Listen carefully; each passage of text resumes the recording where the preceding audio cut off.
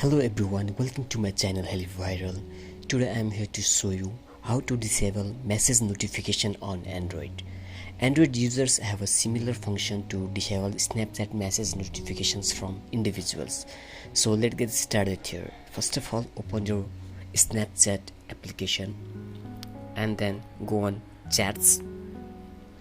Open Snapchat and you will see the tap on the which users notification you want to keep silent. So just click on the profile picture of that friends and then you will see 3 horizontal dots in the upper right hand corner,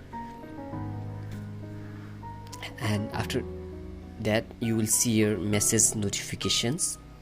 Click on that and you will see your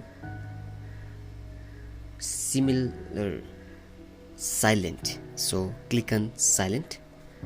Now this won't silence off your notification, but it will silence the message and therefore reduce the number of pop-ups you receive while enjoying the app.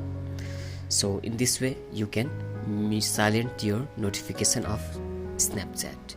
So I hope you like this video. Please subscribe to my channel to get more daily updates. Thank you.